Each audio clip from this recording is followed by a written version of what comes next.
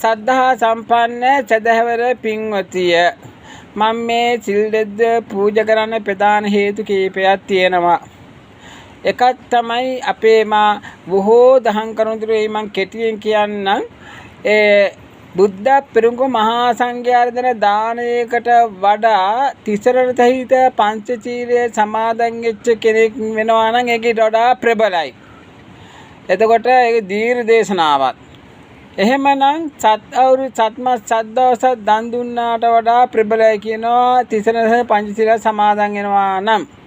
අපේ වේලාඹ රජතුමා වේලාම සූත්‍රයේ සඳහන් වෙනවා හත් දවසක් දන් දීමට බලාපොරොත්තු වෙච්ච අවස්ථාවේදී මේ දාණයට සුදුසු කෙනෙක් සිටීදැයි බලන විට අබුද්ධෝත්පාද කාලයක් පංචශීලයක් රැගෙන කෙනෙක් නැහැ.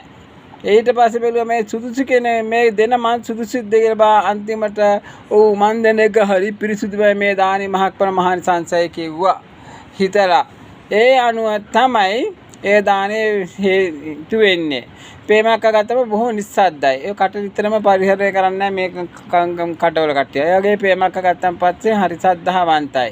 ඒ වගේම ප්‍රේමක මං එන්න කලියෙන් මා කෙරෙහි වැරදි ආකල්ප කොහොම තිබුණත් ප්‍රේමක මං ආපු දවසේ දිනෙන් දිනම මේ හාඳුරු අනේ අපි හිතාගෙන හිටපු જાතියේ අපි ඇසූ જાතිය හිමිනමන්නේ හරි ශ්‍රේෂ්ඨ ගණේ හිමිනමක් කියලා තේරුණා. ඒ වගේම කරු පිණුම මම ඒ වගේ වකෝඩුවක් දන් දීලා 9 කෝටිය සීලටගෙන උපසම්පදා සීලටගෙන මේ පූජ්‍ය ස්ථාන හොඳට සීලටකපු ඒ වගේ හොඳට පින්කම් කරන හිමිනමක.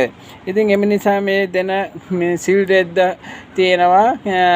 ඒ වගේම රෙද්ද ඒ වගේම තමන්ට අවශ්‍ය හැට්ටය ඒ වගේ උතුළු සලුව සුදු ලේන්සුව පිඟානය කෝප්පය හැන්ද පිහිය පත්කඩේ දාලා බුදුන් වහන්සේ ලස්සන පත්කඩේකුත් තියෙනවා.